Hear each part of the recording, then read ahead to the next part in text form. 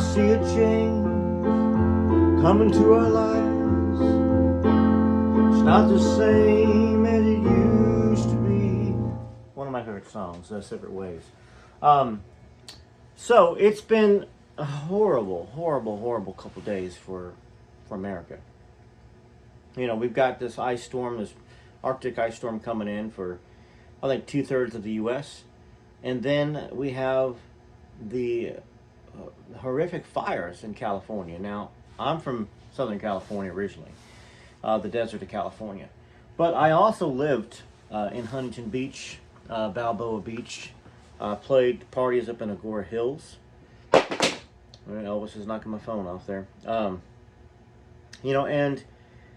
There's good people everywhere in this country. I know there's all this talks about California and politics. And, of course, I'm here in the South, and I've been here since '96. And every time somebody says they moved here from California, people say, go back. Or some people say, go back. And then other people are very welcoming.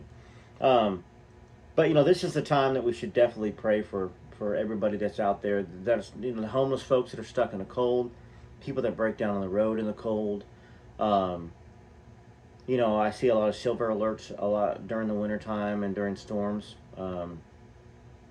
Teenage runaways that are out there on the streets. And of course, what's going on right now with the fires in California. 0% contained, or at least they were last night. Just tragedy. Tragedy everywhere. And I think, first off, it makes me grateful, that I'm safe, that my family is safe. But it makes me fearful for those that are not safe. So let's just say a prayer for them and, keep them in our thoughts. And if there's anything that we possibly can do, to do it. Although in Tennessee, not much that I can do right now. So let's get to reading. We are reading a longer version of Are You Lonesome Tonight? So this is part 2. Okay? And folks have been asking me to kind of number these, so I'll try to put a 2 in the title or in the description so y'all know this is the second reading. And my hope is that we can take the information and knowledge that we learned, from all of you that have been doing research, from the research I've done, just to continue to shine a light on it. I think a lot of y'all were shocked when I went through Bill Burke's review of Are You Lonesome Tonight, and we found it shockingly. I don't even really know the word for it, but it's inaccurate, is the basic word for it. But it seemed to have been done on purpose. Either somebody gave him false information and he didn't fact check, or he put the false information down himself in the review. And I think that's where a lot of the doubt has come from, because Bill Burke was a kind of a local Memphis hero, worked for the Commercial Appeal. In fact, made most of his money in his lifetime off of Elvis, writing 13 books. But I think he was a respected pundit, I guess you could say. He worked for the Commercial Appeal. I think he interviewed Elvis on the train when Elvis came back from the Army. And yet he's one of the biggest detractors in this book, and it's all inaccurate. Maybe we should revisit that first. Let's revisit that first. No, we're not going to revisit it first. Let's get to reading through some of the sections, because he claimed a lot of information that's not in this book. And it's probably good to put the book first and then talk about that afterwards. All right, so we'll hit it when we come back. Okay, so where did we leave off the series? We read quite a bit yesterday, so we're going to do the same thing.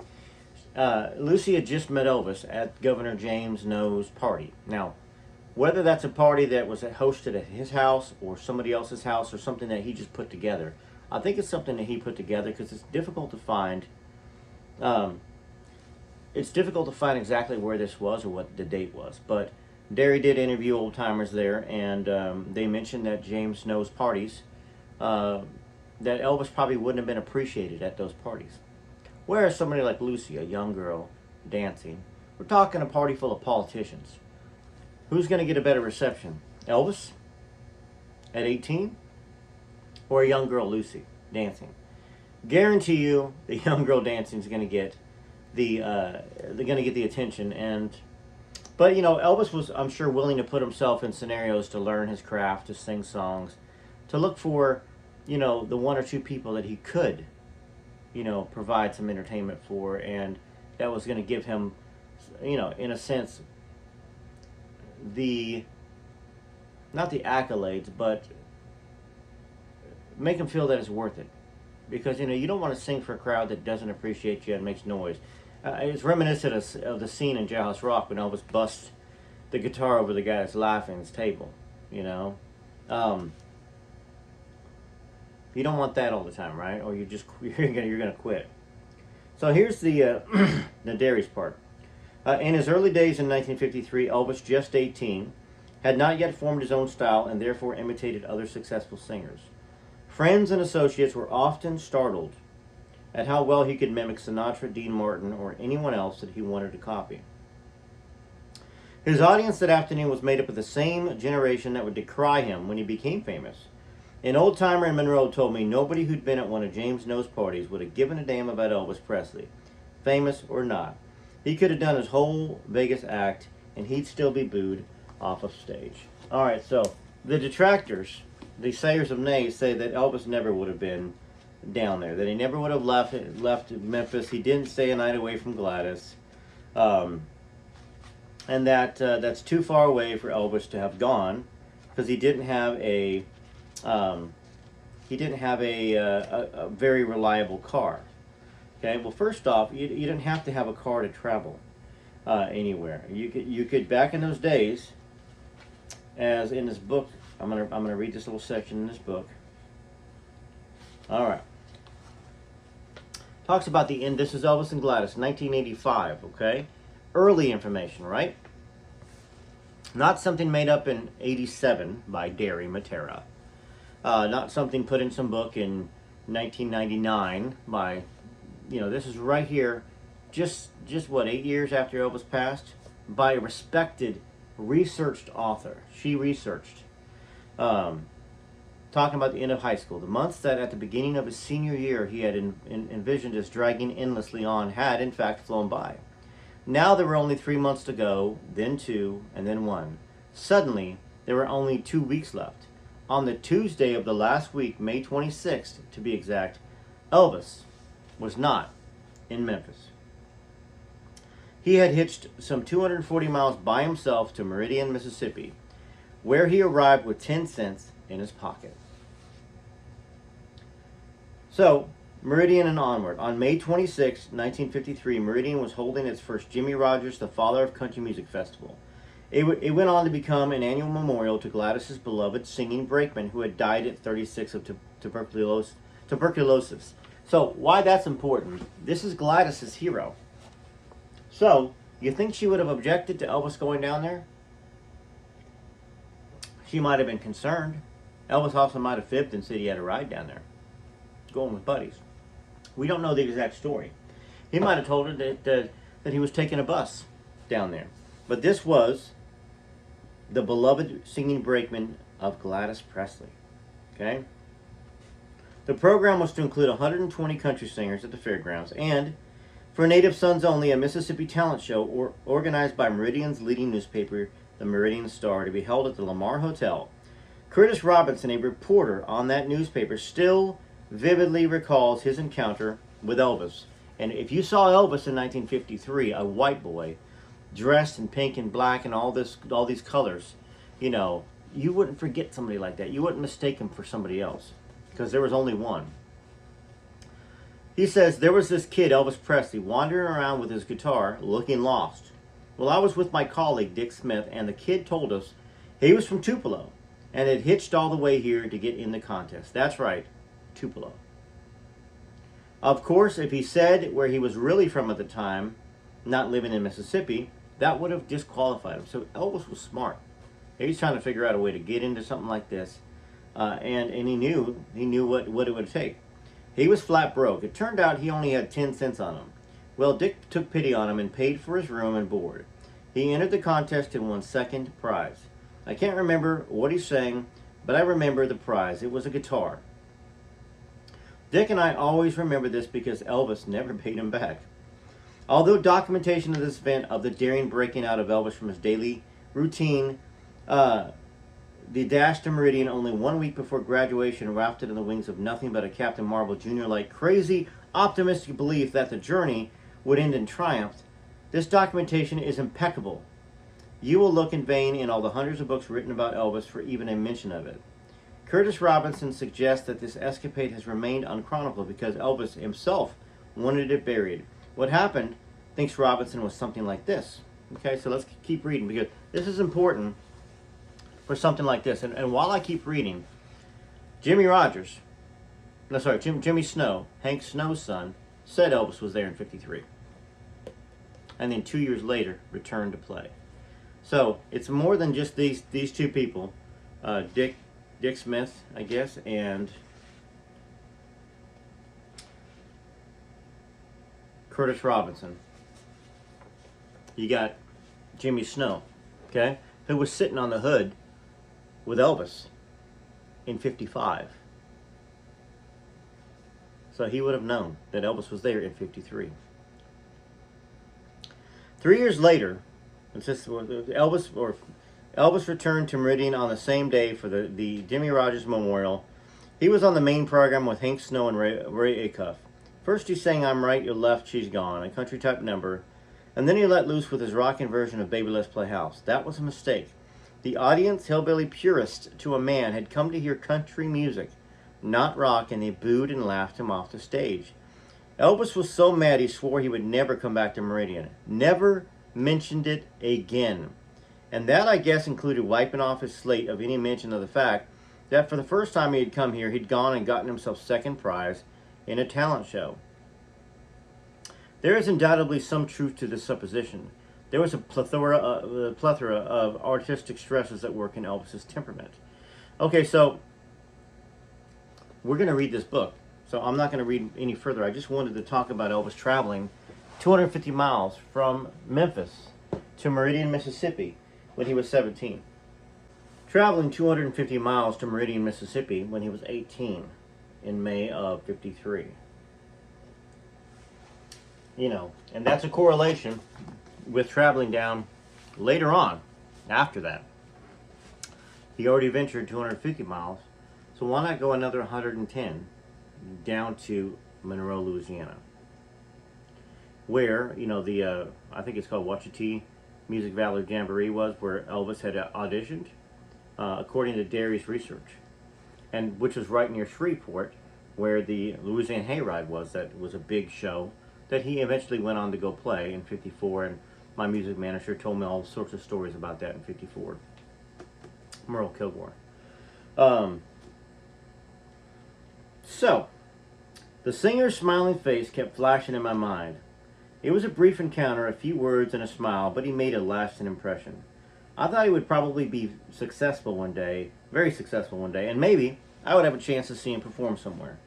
Well, a couple of weeks later, Mr. Toomey talked me into modeling for a shoot at the zoo.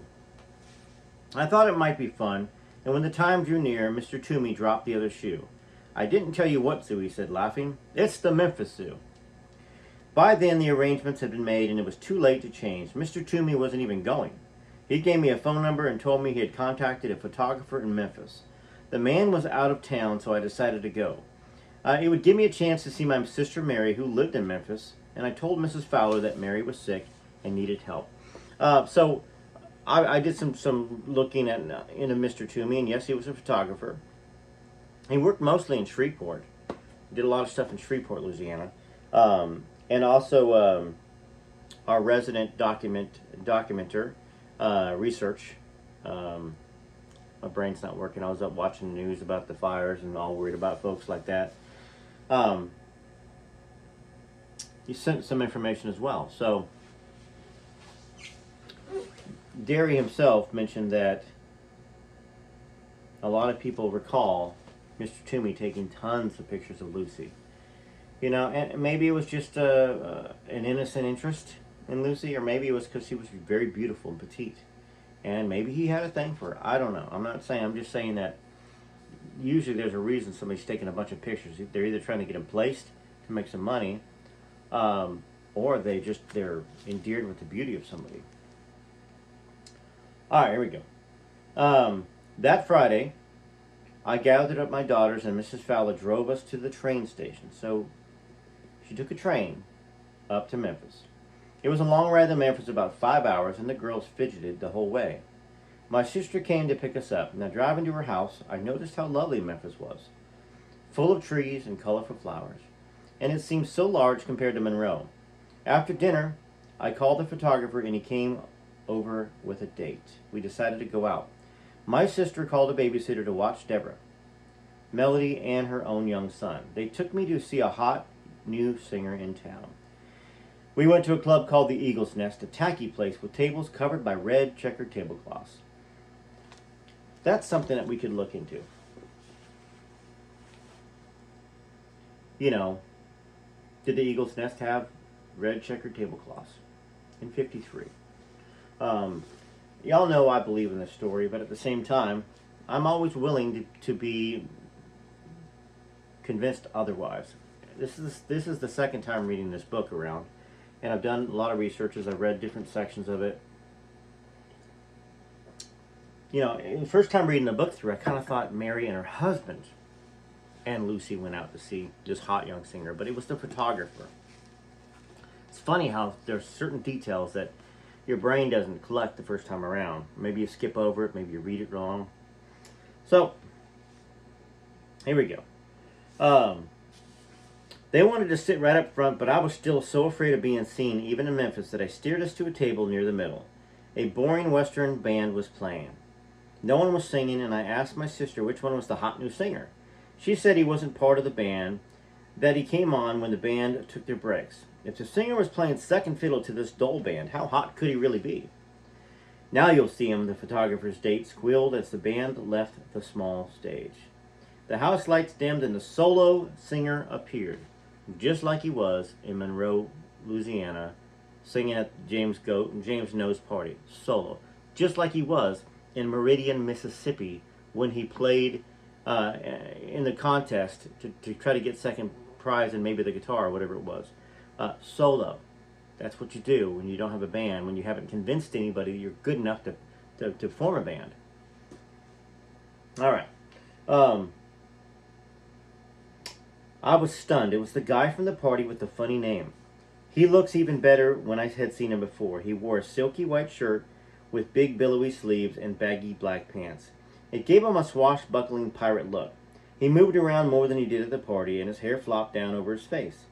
He gave an energetic performance, copying the current hits by Sinatra, Dean Martin, and other popular singers. He appeared to be staring at me the whole time he sang, which made me uneasy.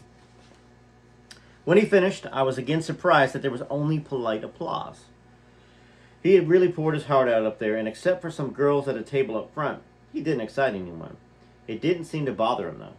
Instead of retreating backstage, he came out into the audience and began talking with people in the crowd. I watched him and marveled at how polite and courteous he was to everyone, especially after the lukewarm reception. It was almost as if he was thanking them for listening to him. Now, after talking at some of the tables up front, he started walking straight to our table. He talked to my sister and the other woman, and then looked at me and said, "Who's the pretty stranger?" He gave no indication that he remembered me. I was relieved, but disappointed. Then they told him I was this big-time TV star and model from New Orleans, exaggerating, of course. They told him about my photo session at the zoo the next day, and he was impressed. "You'll love Memphis. It's a great city. Why don't you let me show you around?" I begged off, saying I'd be working all day and wouldn't be able to get away. We left before he had a chance to give a second performance, if he gave one. When we arrived home, my sister scolded me for refusing the singer's offer. "Lucy, I know about your marriage, if you can call it that. I know what you've been going through. Some of us have spoken to Archbishop Cushing about it in Boston, and he said, you don't have to remain married. You can get out of it. You don't have to feel that you belong to that man, and you can do whatever you want." Though my sister chose her husband, her marriage was also bad, so she was sympathetic. I thanked her for her support and promised to consider what Archbishop Cushing had said. I was up at dawn the next morning preparing for the photo session at the zoo. That would have been a Saturday. We had to start early to catch the morning light. So I put on a pair of white shorts, an apricot and mint green sleeveless plaid blouse, and white sandals that tied around my ankles. I brought some tennis shoes to wear afterwards because the sandals had wedge heels. While brushing my hair, I thought about the singer.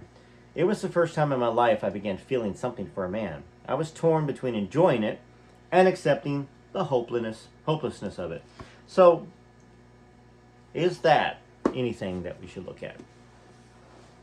She sees him at a party in Louisiana.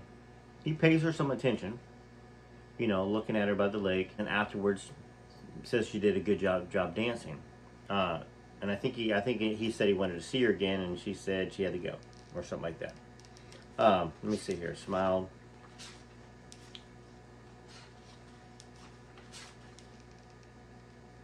He said, "Will I see you again?" I can't.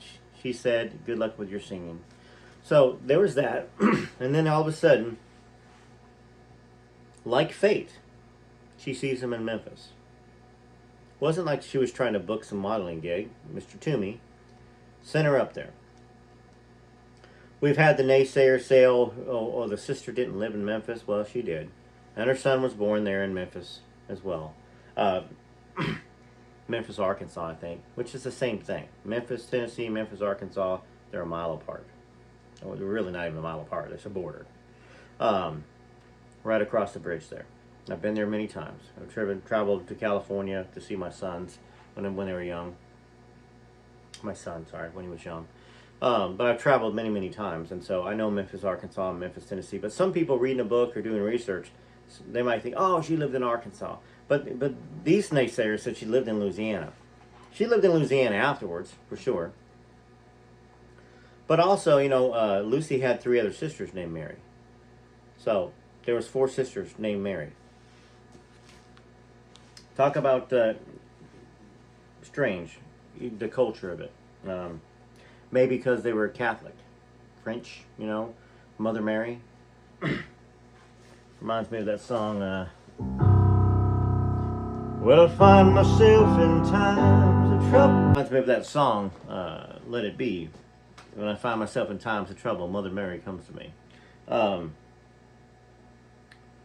So should Lucy be feeling feelings for somebody? Absolutely. She's a young girl. Absolutely. She's been married since she was very young. 11, 12, 13, I don't really know. Very young age. And this is Elvis, right? So I guess you can't question that. Very natural sounding. The photographer knocked on the door and said it was time to go. It was fun getting into the pens with some of the tamer animals and cavorting with the monkeys. The peacocks screamed at me, but the zebras and llamas were gentle. The photographer wanted me to get near the hippopotamus, but I balked.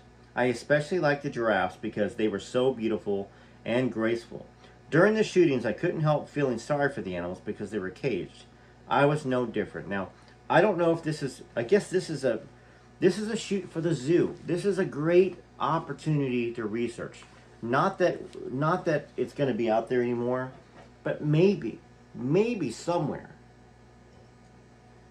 there's some pictures of Lucy, a young girl, a young petite 5'1", 5 foot tall, 5'1", something like that, girl with dark hair, cavorting with monkeys. Okay, she wouldn't have put it in the book if it wasn't true. Okay, so let's find that. Is there a way to find it? Is there a way for somebody that lives in Memphis to go through the archives of the zoo? I mean, I'm assuming it's for the zoo. Could it have been a freelance photographer that was trying to get famous or trying to get pictures put into a magazine? I don't know. But we do know that this is 1953, right? Is that what this is? Let me make sure. All right, a couple of weeks later. So yes, it would be 1953 still. That she was up there. Elvis was singing. That's a solo act because he probably offered to play for free. Please let me play. And who's going to say no to Elvis? Please let me play, sir. Please, please. I won't charge anything. I'm going to sing some Dean Martin, Frank Sinatra songs. No club owner, no restaurant owner in their right mind would turn down somebody offering to sing free, especially if he said, sing a few lines. And Elvis was like, Fly me to the moon and let me sing up there. Whatever he's saying. When the moon hits your eye like a big a piece of pie, that's amore. However he sing it. Okay? Nobody would turn that down. And it might have been his end back into the eagle's nest with his band. Think about it. The deductive reasoning out there in some of these lollipop kids' Facebook and YouTube pages are incredibly low. There's none. And once again, do I blame them? Maybe if they didn't, maybe some people don't look at it at all the different angles because they haven't been an artist, they haven't been a struggling songwriter, a struggling singer, somebody trying to go out and play. But it makes sense to me, and I hope it makes sense to most of y'all. I think it does. All right, so the photographer wanted me to get near the hippo, but I balked. I especially liked the giraffes because they were so beautiful and graceful. During the shootings, I couldn't help feel sorry for the animals because they were caged. I was no different. Well, we finished around 3 o'clock. Here's something important. Since my ride wasn't coming until 6, okay, that helps the time frame a little bit too. Would the ride have showed up after dark? Don't think so. It's a young lady. The ride would have been who? The sister, maybe? Maybe if she worked, she would have had to show up at 6. But I'm just trying to establish a timeline. When does it get dark? At 4:30 in Tennessee. I believe that happens in November. Before that, it stays light until about 5:30ish to 6. So maybe we're talking October. September or October. I don't think it was as late as November. Probably would have been too cold. Just important information for y'all that are looking for some of this this info. Looking for the shoot, some photographic evidence. So we finished at 3 o'clock. Since my ride wasn't coming until 6, I had some time to wander around. I slipped on my tennis shoes and walked to the horse stables near the entrance of the zoo. A friend in Chalmette had taught me to ride when I was 8. I wanted to ride the whole 3 hours. So it probably was going to be October or September this happened because they probably would close up at dark, right? But it cost $3 an hour and I needed to save my money. When I went to pay, the man at the counter refused to take it. You worked hard today, he said. You'll make us look all good. Go ahead and ride as long as you want. So this was probably a shoot for the zoo. Find it. Gosh, if we can find it, it would be wonderful, right? Wonderful for Desiree to have those photos of her mom. And the unfortunate part of it is that we're talking 1953. I don't know what newspaper print was like back then. The pictures were great looking. I'm assuming it probably was pretty decent looking. Would it have been in one of the Memphis papers? September or October? That's my guessing of 1953. And if it was in a local magazine, kind of the same thing. September, October, November, December. One of those, it probably would have been put in one of those months, probably. I steered the horse towards a wooded area bordering the zoo. The wind felt good against my face as the horse galloped across the grass. Turning at the edge of the woods, I noticed another horse and a rider was coming towards me. That bothered me because I wanted to be alone. When the horse stopped right beside me, I looked up and saw the singer smiling and sitting proud on the chestnut-colored animal. He was casually dressed, but wore a bright scarf around his neck. Fancy meeting you again. Why are you following me? I demanded, trying to sound firm to hide my fear. We were alone, and I knew nothing about him other than the fact that he was a singer. My only experience with a man was filled with violence and horror. Because I haven't stopped thinking about you since I saw you in Monroe, he said. He did remember. I wanted to know why he didn't say anything at the eagle's nest, but it was difficult to talk because the horse kept moving around. The singer grew serious. He politely, almost meekly said, I just want to ride with you a while. Is that okay? He was so nice. I couldn't say no. And she wouldn't want to say no because she was having some feelings, right? She's a young girl having feelings for Elvis Presley. What young girl would not have feelings for Elvis Presley? We rode along the edge of the woods, looking at each other and smiling but saying little. We came to a place overlooking a lake. He got off his horse and then helped me off mine. It was the first time I didn't cringe at the touch of a man's hand. He paused, looked in my eyes for a moment, squeezed my waist, then smiled, and went to tie the horses to a nearby tree. We sat on the grass.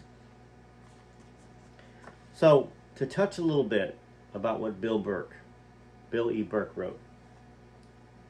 He said that they went galloping up a mountain, made love, and had a baby 9 months later. That's the irresponsible journalism that was put down, that he put in his review. Elvis tied the horses to a tree near a lake. See how different that is? I came here today because I wanted to see you, he said. I didn't think I'd ever see you again. Well, why did you act so strange at the club? I don't know. I just sensed you were uncomfortable. I thought it'd be better because the other girls were around. I saw you the moment I walked on stage. I didn't forget you, Lucy. Have you ever met somebody one time and couldn't get your mind off of them? Oh yeah, I have. Forbidden love, right? Didn't think you'd ever even see him again. Think about those summer trips you would take. Maybe a camp you went to. Maybe you went to the mall when you were younger and you saw somebody and talked to them a little bit, and maybe they were in a group of people and you got, gosh, I'll never see that person again. What if you did see that person again a couple weeks later? What would you think? What would you feel? Would you be drawn to, I've got to see more of them? This is fate? Yes, you would be. All right. He looked at me in a way that was so unlike the lustful way the man looked at me. I asked him about his life, and he told me that he was poor and wanted to make something of himself so he could get help for his parents. He didn't want his mother to have to work anymore. He felt the same way I had about my mother. I told him a little more about myself and my love for music, but I omitted the dark side. We must have made a funny pair. Elvis with his distinctive voice and southern twang, and me with my French accent popping out every other word, because she was trying to get away from speaking French. She was working on getting rid of her French accent. But she still did have it. Riding back to turn in the horses, he asked if he could see me again. I don't believe that's possible, I said, fighting to keep from crying. I had finally found somebody kind, and he appeared to like me. But I was forced to keep brushing him off. This is the girl married with 2 young kids. Okay? So before we judge her, let's keep remembering that. To a violent man. It twisted me inside. He gently placed his hands on my shoulders and turned me around. He said, Lucy, do you believe in miracles? I want to tell you something. I've been with lots of girls, but you have something very special. I saw it from the beginning, and I like something I read once about Lancelot. Well, it's like something I read once about Lancelot. He kept himself pure and loved only one woman. He was mixed up, I guess, but he couldn't see the things, but he could see the things others couldn't. I think I'm like that. Does that make any sense? So, let's examine that a little bit. 1953, Elvis is 18. We know he was a romantic all of his life. So many women that were tied to him. So many women that loved Elvis. So many women that said that Elvis made them feel like they were the only one. Elvis at 18, he probably didn't know he had a future ahead of him where he was going to be with the most famous movie stars, models, princesses, stuff like that came over to see him. And he probably did want to be that kind of guy, the Lancelot. It made a lot of sense. I was surprised that he had read about King Arthur and the Knights of the Round Table. Though those were some of my favorite stories. That's also the forbidden love. Because Lancelot, was in love with Guinevere, right? But Guinevere wasn't his to have. Forbidden. Those are some of my favorite stories. Elvis was the kind of man I had always dreamed about. Only meeting him now seemed cruel. I was better off fantasizing about a prince that didn't exist than being tortured by the knowledge of one who did. I really have to go, I insisted. Come to the club tonight, he said. Please, I need to talk to you some more. I have to. We'll go somewhere afterwards. He was so insistent that I relented. He made me promise, and we led our horses to the stables and said goodbye. That evening, I told my sister that someone had invited me to see Kate Smith. See, there was an ad in the newspaper that said she was performing in town. That was my excuse. I didn't want to tell her about the singer.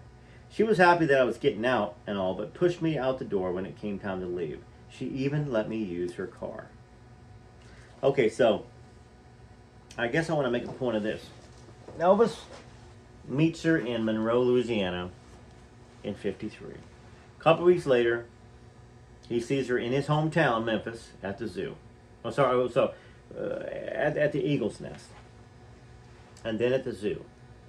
For anybody to say, oh, impossible that Elvis would have seen her in Monroe, and impossible that he would have seen her twice in Memphis in 1953 is off their rockers.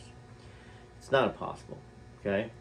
And before we read about the whole Meridian, Mississippi thing, the hitchhiking for 250 miles, I could see there was some improbability. Maybe that's, could that have happened? Well, if we're to believe Lucy, it did. But the fact that he hitchhiked 250 miles with no money showed he had guts and a spirit of an American. Back in those days, you did hitchhike. In fact, there's other stories about Elvis hitchhiking. There's a work of art that he had sent somebody for them giving him a ride hitchhiking. I'll have to talk about that sometime. But as I was doing my research about Elvis the hitchhiker, that popped up. Very cool story. I feel like it's I'm not going to name the author because I can't remember right now. And it might make this video, it might not, but remind me in the comments, okay? Because we'll talk about it. But if in May of 1953, indeed, he went down to the Country Music Jimmy Rogers Festival, which is documented by several people, that would embolden him after graduation to hitchhike down to Monroe, Louisiana, or to take a train down there, a 5-hour trip. I don't think tickets would have been very expensive. What, maybe $2, $3, and if he was making $30 a week. And the detractors talk about how Elvis gave all his money to his mom and dad. No, he didn't. He helped out. Where do you think he got all those flashy clothes? He bought them with his money because he wasn't afraid to work. And he wasn't afraid to do side work and hustle. And maybe he got some tips singing. Maybe club owners gave him $5, $6 for singing, even though he was doing it for free. Or maybe he was paid for it. We don't know this. But I love reading this Elaine Dundee book about how he was booed singing, oh baby, baby, baby, baby, baby, baby, baby, baby, baby, come on baby, I want to play house with you. He was booed by the country fans. Gosh, that's think about the lyrics, I'd rather see you, little girl, than to be with another man. It's funny, I got to be careful what I say on YouTube. So, why would he want to talk about Meridian, Mississippi? And why would Colonel Parker want him to talk about failures? When you are the biggest person in the world, artist-wise, or striving to be that way, or Parker was striving to take him that way, you don't talk about those little things. Not in those days. Now, everything's vlogged. Oh, I struggled, I did this, I did that. And nowadays, it's almost the same way as it was back then. Where you come out is where you stay. If you come out the hottest thing in the planet and you've got a bunch of money, you stay there. If you come out as a B-level star, you stay there. If you come out as a C-level star, you stay there. Okay? And so I think it's important, all the marketing that Colonel Parker did, that why would he mention the Jimmy Rogers Music Festival when it was a failure? I guess it was 55, I think. Maybe it was 56. I'm not sure. Lane Dundee says 3 years later. But Elvis didn't go there in 52. So it was probably 53 and 55. But look it up if you want, and you can put it in the comments, and we can talk about it. But like I said, Jimmy Snow, Hank Snow's son, Jimmy Snow was friends with Elvis. He used to go on trips with him, ride around in the car and talk about how Elvis, when he's driving, just tapping on the dashboard, and his feet were moving, and he's driving the car and playing the music, and he was scared to death he was going to die driving with Elvis. Merle talked about the same thing. Elvis had endless energy, boundless, and it didn't stop. So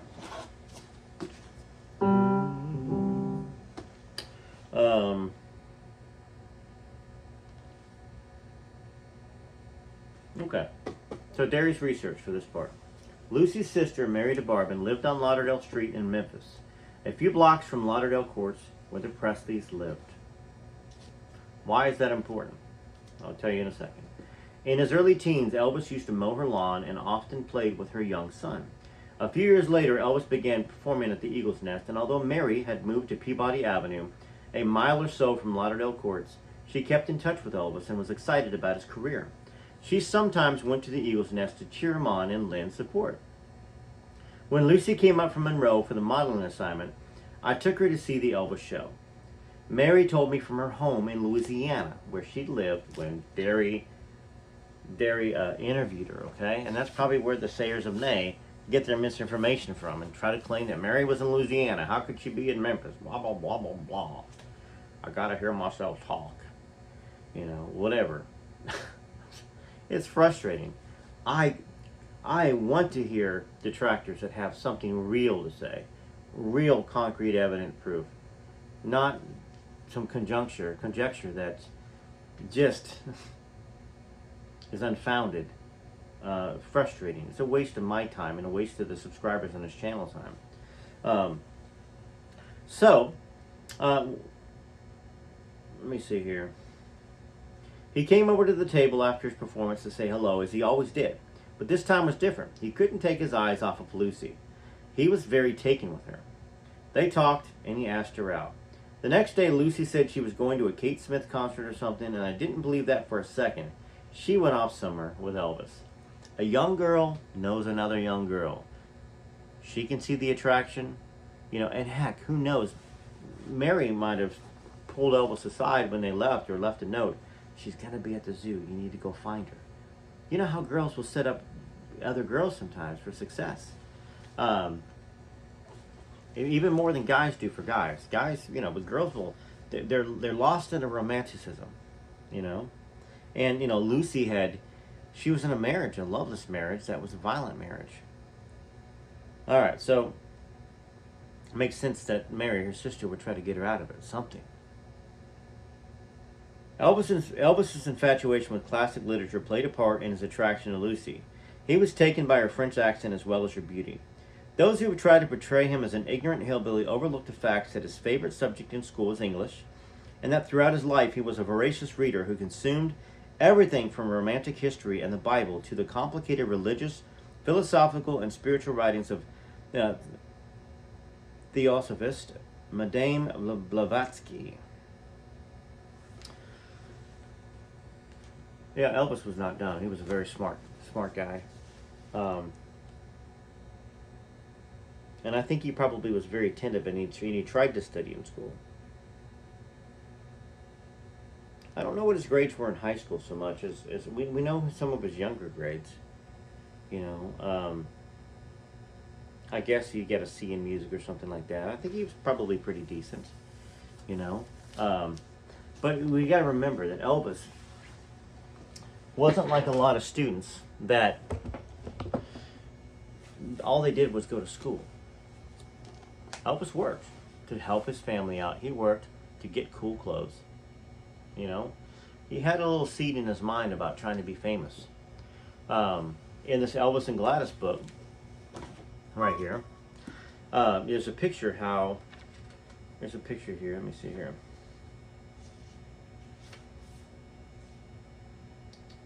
Oh, baby, baby, baby, baby. Elvis's first musical hero, Mississippi Slim, who he followed around like a pet dog. You know, Elvis wanted to be like that. And we know his grandfather sang as well. And of course, the church he attended, everybody would sing in church and all that stuff. So if he saw other people being famous and getting out of poverty, why not him, right? Why not him? So he worked to help his family. He worked to have those clothes, to help him stand apart. You know, and maybe, think about this. It was done by design, which made Elvis even smarter. Even smarter than people give him credit for. It was done by design. He could have dressed in some regular clothes, fit in like everybody else. But he wanted to stand out. He wanted to stand out and be remembered. He was remembered by Lucy. He was remembered by millions and millions and millions of other people too. I'll tell you what. But, you know, I hadn't really thought too much about that, how smart Elvis was. Elvis was very, very smart. I drove to the Eagle's Nest and quickly found the table in the back. The boring band played as before, and then Elvis came on.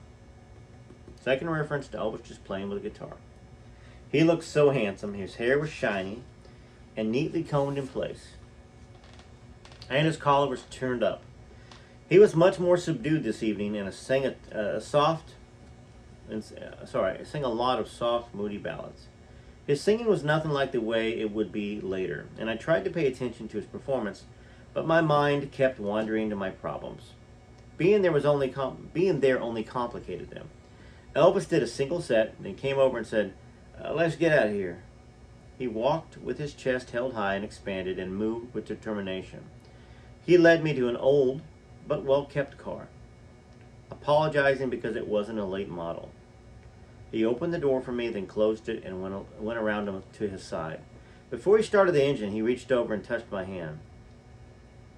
"I want to show you my city, the most beautiful city in the world. You don't mind if I'm proud of it, do you?"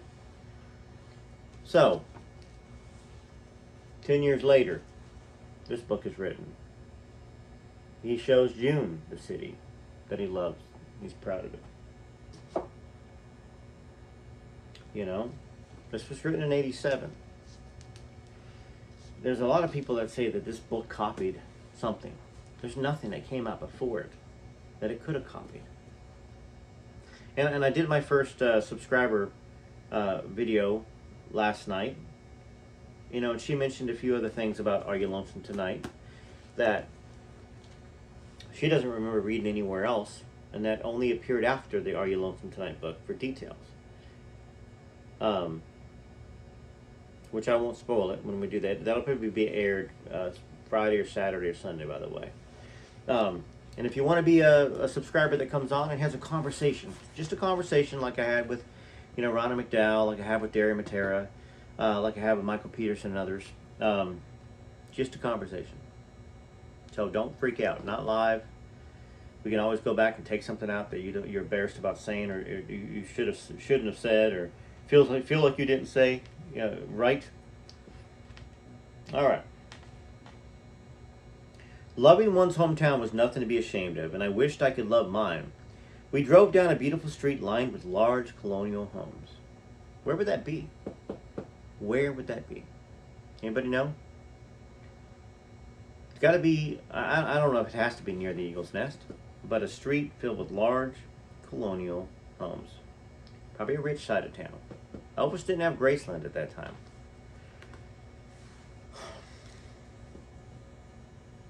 I'll have a house like this one day. It'll take a lot of work. My plan is to make a record. A person can get rich if they make a good record. What do you think?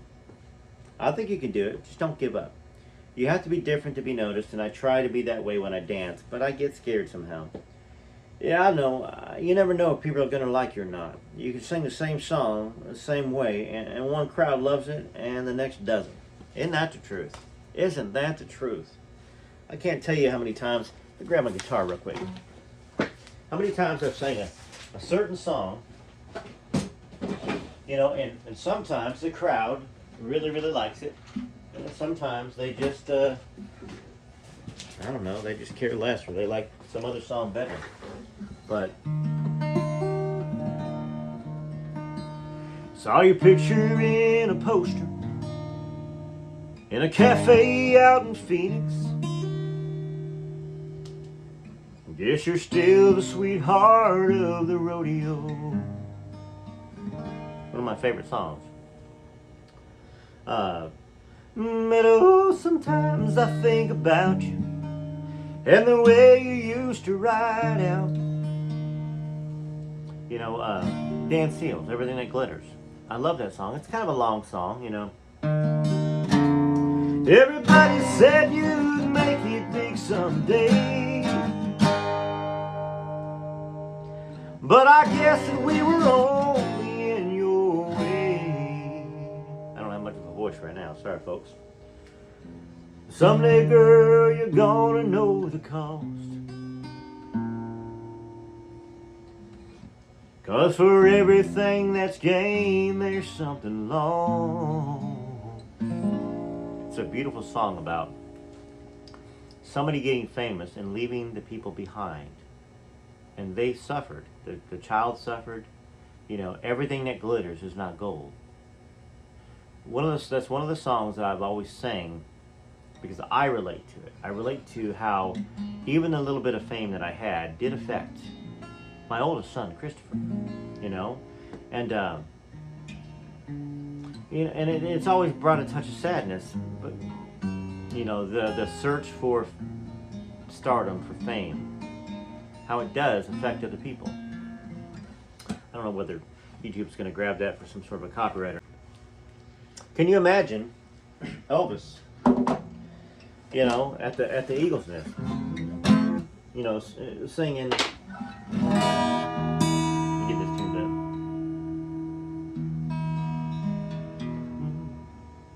Oh baby, baby, baby, baby, baby, baby, baby, baby, baby, baby. You know, just on the stage. Well, come back, baby. I wanna play house. That's just amazing. He probably did it in a different key. It was probably up here. Oh baby, baby, baby, baby. I can picture him up there. You know, he didn't move around as much, I guess, as he did when he really started hitting it and figuring out that made the girls scream. But anyhow, I'm sure Elvis Presley sang with his guitar, like it's mentioned in this book, like it's mentioned in Elvis and Gladys. You don't just all of a sudden form a band and go play your first gig. You just don't. You know, very, very rare something like that happens. And it's usually somebody that is unwilling to sing for people because they're scared. Elvis Presley, he might have been nervous and stuff like that, but you know, you're going to be nervous playing on the hayride for a bunch of people. It's a big old syndicated radio show that's played all over the place. Where a bunch of other stars are out there and they're watching you. Natural to be nervous there. And maybe a little nervousness playing in the Eagles Nest. Maybe, maybe not. Because he knew it didn't matter. What matters is the exposure part. Because Elvis was smart. It's a little test for me to do that, by the way, with the guitar, because I don't normally do much singing or play much music on these shows.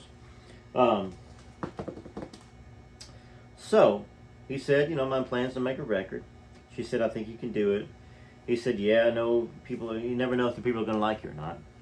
He pulled the car into a small lot near a park and asked me if we could walk for a bit. I was afraid he was going to ask questions and try to find out more about me. We walked in the cool night for a while, then stopped to sit on a wooden bench. My fears were verified. Lucy, tell me about your life. What are your dreams? What do you want to do? Well, I told him an abridged version of my story, starting with my father's death and how that affected my family and forced my mother to work. I left out the part about the marriage. Elvis's face became sad. The similarities between our mothers was something we shared. My mother never had anything pretty, he said, but I'll make it all right. I'll become a success and buy her everything she wants. He paused for a second, then his face lit up. And your mama too, Lucy. I'll take care of her if I make it before you do. Important to notate that her sister and a photographer's girlfriend said Lucy was famous down in New Orleans. It's a dancer, TV show. Why is that important?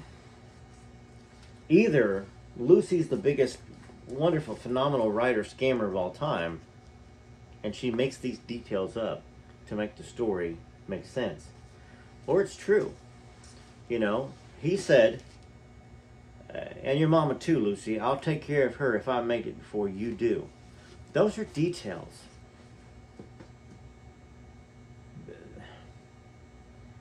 I don't know. You got to be very, very, very. Not that Lucy wasn't smart, but to me, that ties the story even more together with the ring of honest truthfulness.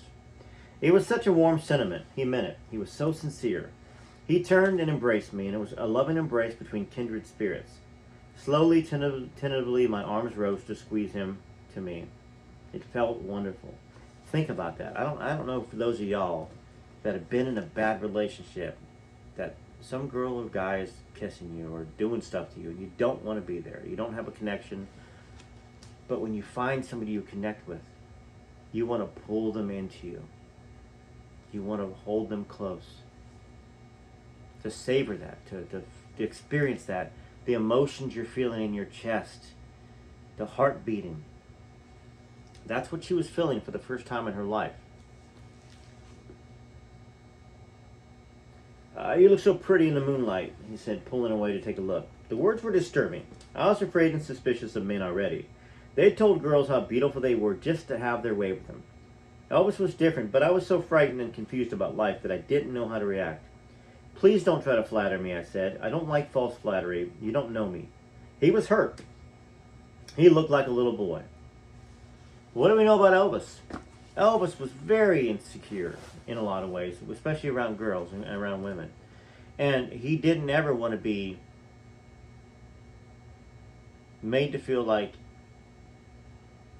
that, I guess. You know, he was quick to emotionally react with women. Linda Thompson said the same thing. June said the same thing. You know, June wrote this book in 97, and Lucy wrote this in 87, 10 years before, about how insecure and quick Elvis was to emotion in a negative way, to not want to be thought of differently, thought of badly, right? I want to know you. I'm telling you the truth how I feel. Ever since I saw you at the party, I kept hoping that you were more than just pretty. Now I know. I feel the way you think, and you have to believe me. I do. I'm sorry. I'm just shy. We stood up and began walking again. Elvis held my hand. Do you have someone? He asked. Nope. It wasn't a lie. Not in the sense he meant. We stopped walking and faced each other. I felt so small in his arms, and he bent down and gently kissed me. Time stood still. Can I see you again? I guess so. What was I saying? How could we? This was only going to lead to more trouble, and he noticed my hesitance. Lucy, I want you to share something with me. What? Success. I want you to share my success. What is the point? Think about this, okay? What's the point of going to see somewhere beautiful? When you go somewhere beautiful alone, don't you wish you had that person that you felt something for with you to experience it? Or if you didn't have anybody, don't you feel like it's kind of sad that you're there alone? And don't you tell the person later on that you fall in love with about that place, that moment, those experiences? Elvis wanted somebody to travel with. He wanted somebody to rescue as well. I smiled weakly, knowing that it was improbable. You seem so distant. What's wrong? I don't mean to, Elvis, really. Just give me time. There's some things I really can't speak about right now. It's not that you don't like me. No, that's not it. Just personal things. Come on, let's walk some more. We walked in silence for a while, and Elvis stopped and pointed to the sky. You see the moon? Remember it. When you see it, think of me and how we will be together soon. It's funny. I wrote a song when I was probably after this book that talked about when you look up in the stars and see the stars, I'm looking up at the same time and we're seeing the same thing. So even when we're apart, we can be together. That was the premise of the song, and it was probably because of this book. You know, the things you remember down, 31 years ago, whatever it was, 30, 31, 32, 33, I can't remember exactly when I wrote the song and when I read this book. You see this moon, remember it. Whenever you see it, think of me and how we'll be together soon. It's getting late, I said. I've got to leave early tomorrow. As we drove back to my car, Elvis kept asking me for my address and phone number, and I dodged the question. But he persisted. He wouldn't let me out of the car until I answered him. I finally told him that he could reach me at the television station or the department store. Which makes total sense, right? Why in the world would she give him her address and her number from home? Because she was married with 2 children to this man. Makes sense to me, right? She's going to give the television station, which Elvis already knows about, and the department store number. Or just tell him the names. I don't think it was a number back then. You can reach me at the station or reach me at the department store. And then Elvis will call up and say, please, I need KNOE in Monroe, Louisiana. You'll see me soon, he said. Don't worry. It was hard not to. I was certain I'd never see him again. And in a strange way, that hurt as bad as anything I'd ever experienced. The next morning, while waiting to board the train, I was paralyzed with the fear that he would show up at the station and see me clutching my 2 babies. He could never be mine, but I had to keep the dream alive for a little while longer. I needed it. Derry was always frustrated with Lucy. But I can see the impossibility at every single point in this book, the impossibility to ever make things truly right. The relationship started out with her hiding the fact that she had children. Started out with her hiding the fact that she was married. Don't blame her one bit. She's a young girl. 14, 15, 16, 17, I don't know. One of those ages. Definitely young. With children. In a marriage that she didn't want to be in, that she didn't sign up for. She was forced to do it. But yet, you want to have something good. You want to feel something good. You want to think and dream big, right? She was a dreamer, just like Elvis was a dreamer. So you can't blame her for trying to get a little bit of feelings of pleasure and love in her short life so far to give her strength to move forward. So up to this point, here she goes. She's going back to Monroe. This is 53, September or October, I think. I don't think it would be November. September or October of 53. Maybe even August, but probably those 2 months. And she's going back to this relationship, to this man, that is just untenable.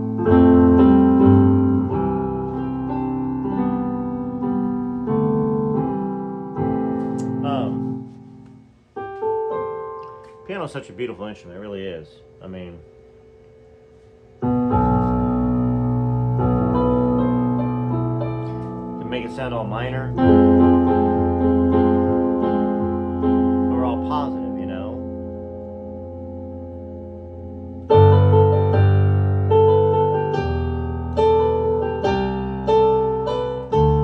pretty sounding stuff, I mean, I don't know why I didn't play piano more in my lifetime, but probably because it's more of an expensive instrument to get a nice sounding keyboard.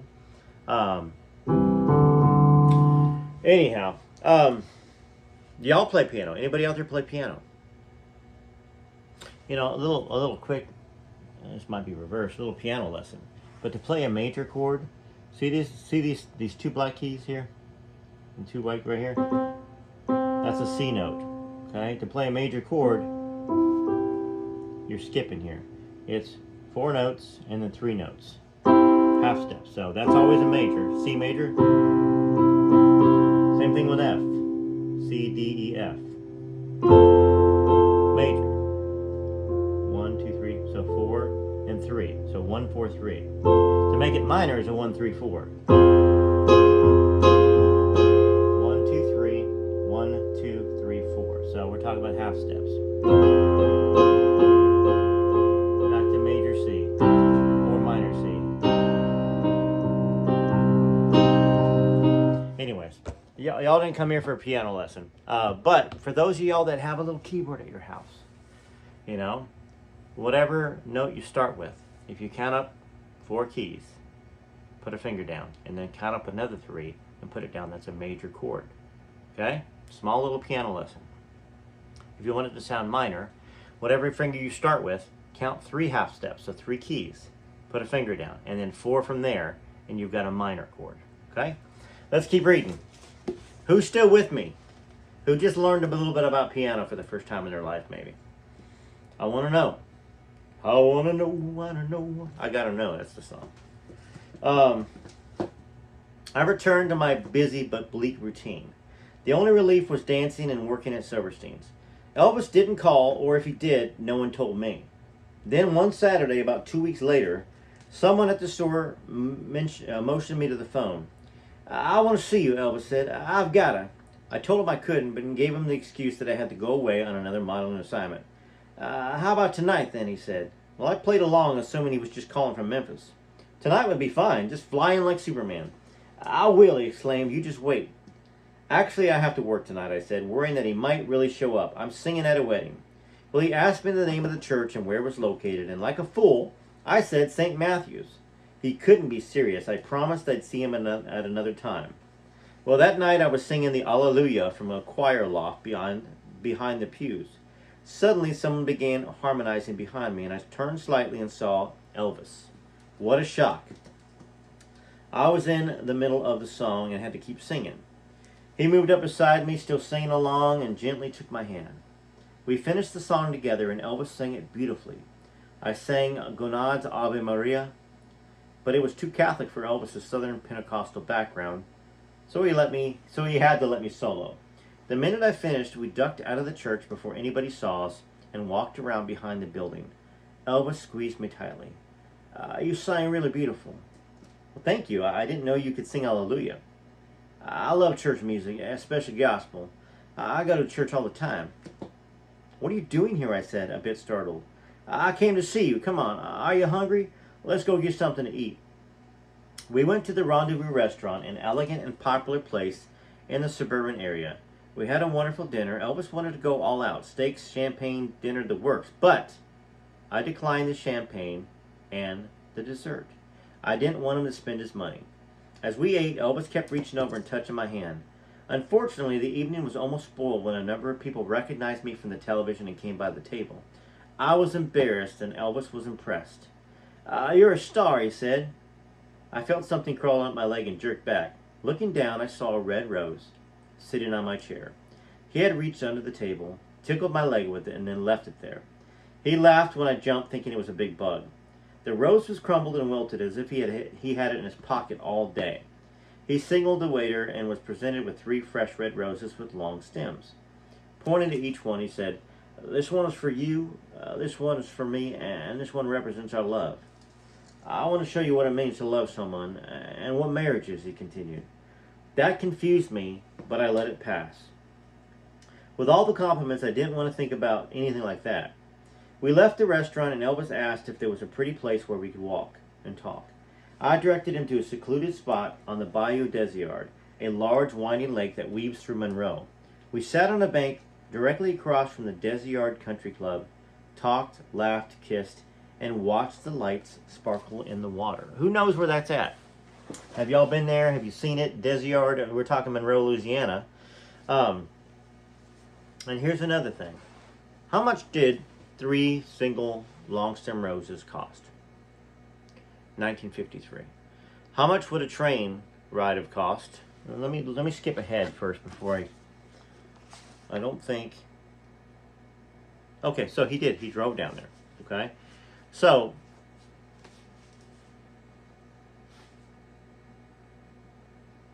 53.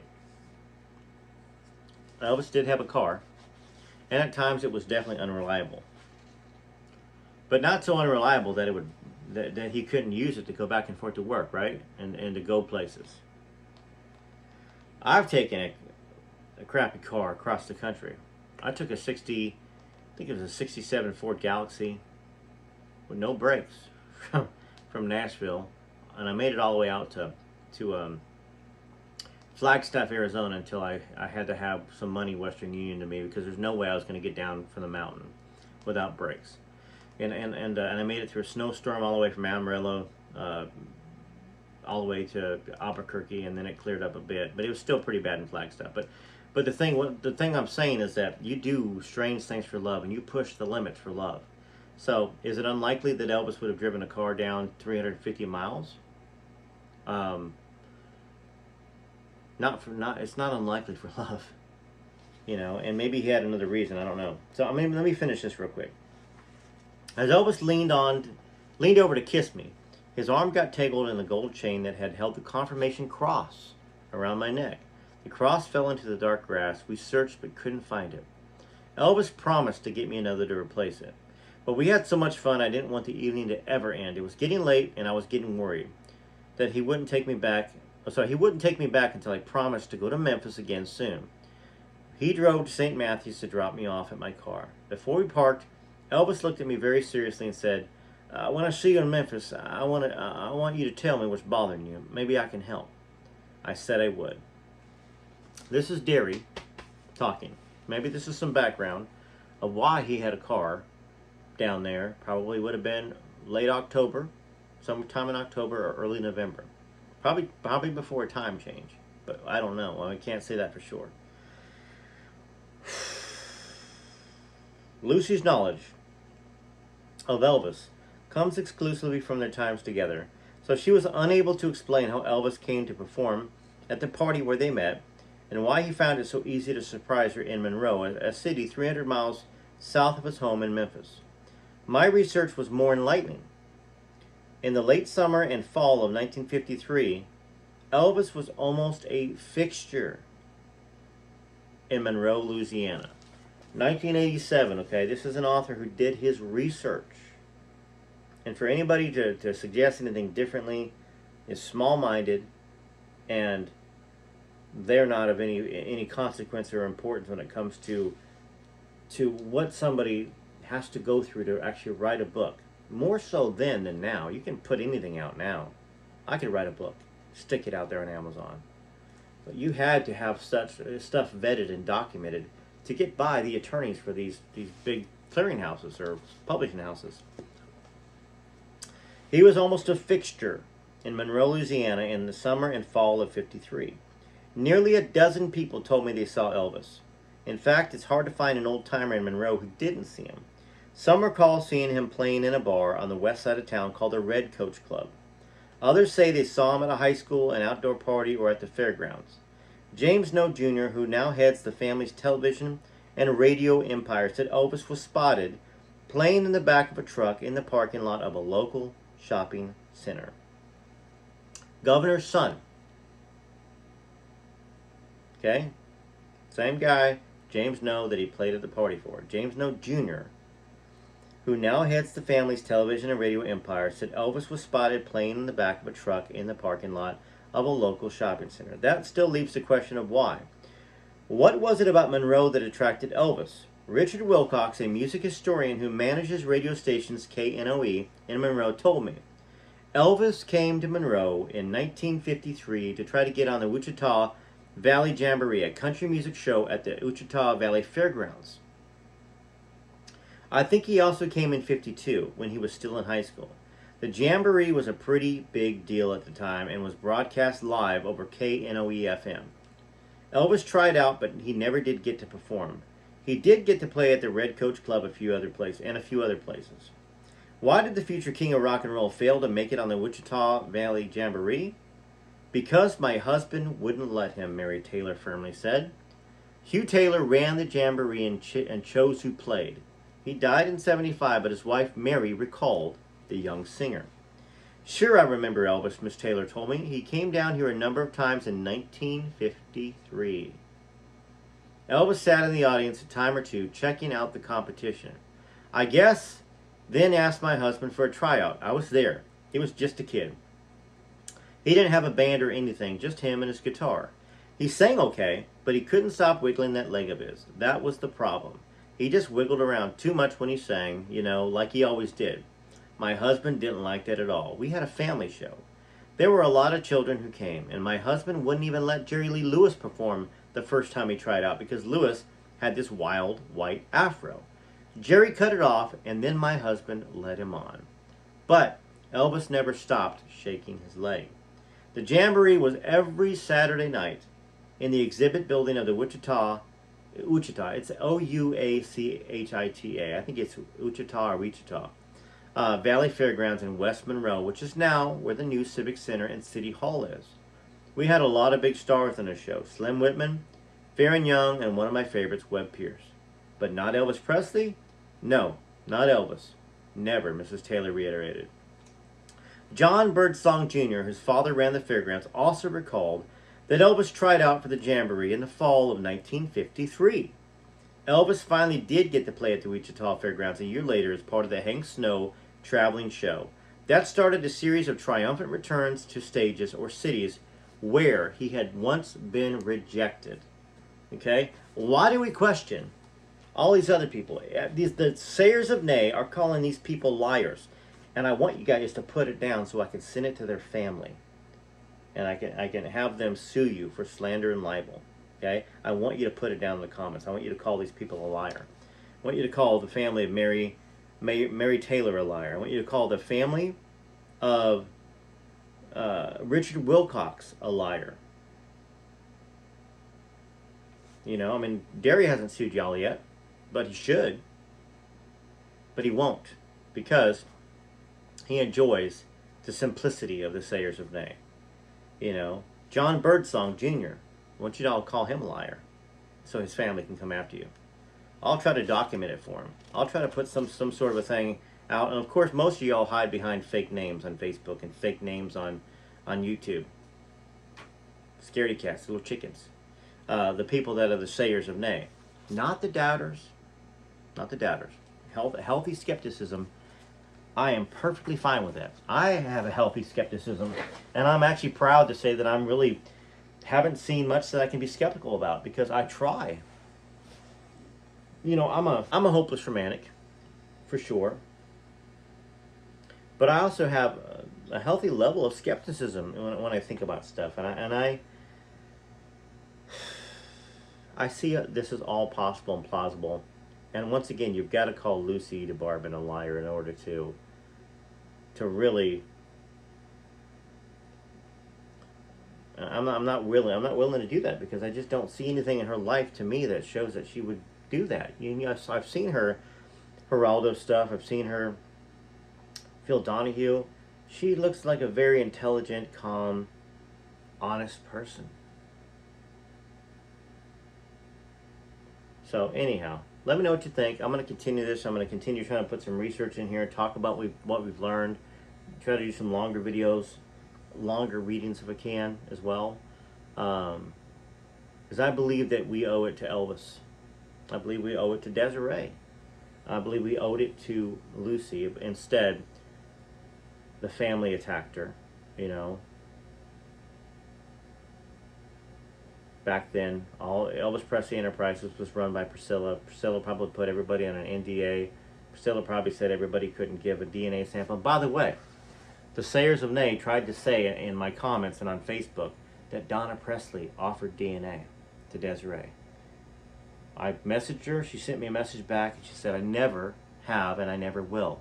Thank you for allowing me to clear that up. Because that's what we hear from everybody on the Presley side and the Smith side, that they're not going to give DNA. They're right. I want to make sure, because I get a bunch of loopy people that come on here and comment saying that I'm creating a mob of people going after people. I don't give a poop about it. I really don't. It is their right to give it or not. But it makes me, I would love to hear them say, hey, you know, we don't want to give the DNA because of this. But instead it was like, why don't you ask this person or this person? Well, that person won't do it either. They say they never will and they never have. They're right. It doesn't help Desiree, and it certainly doesn't help their family member Elvis. Because if they wanted to help their family member Elvis, they would clear it up. That's my opinion. They would clear it up. Whoever it is out there that says yes or no, they could help clear it up one way or the other. But I don't think anybody is allowed to. It's just my opinion. And maybe we'll never find out why everybody says no. Somebody else suggested we give a big sum of money to one of the family members. Pay them for it. What happened to the love of Elvis? What happened to the love of their family member? Why would we pay somebody? And not suggesting that they told somebody to tell me. Come on. The people that put these comments out there are people that don't show any love for anybody. They probably don't love their spouse or kids. You know, when you're suggesting to be paid for something. You don't do kind acts to be paid or be paid back. Elvis didn't give away money. He didn't buy people houses and cars to get something back. He gave willingly. That's what I don't see from a lot of people in this world. The idea that they would give willingly. You know. Anyhow, that's my video for today on Are You Lonesome Tonight, Lucy the Barbin. Let me know what you think. And if you're going to take a say of nay, contrary opinion and comment, please make it intelligent with something to back it up instead of just, whatever it is. And I'm riling up a mob.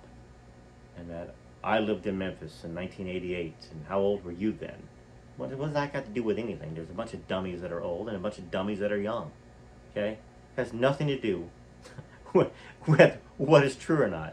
There's a bunch of smart people that are old. There's a bunch of smart people that are young. Age has nothing to do with it. Deductive reasoning, research, has everything to do with it.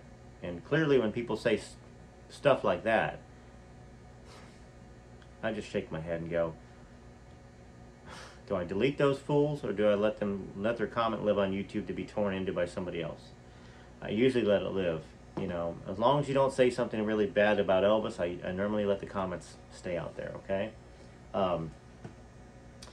Alright, TCB TLC, this is Rare Elvis Photos. Hope you guys stay warm, and I hope those of you in California are out of harm's way, or that you don't have anybody in your family that's affected by it.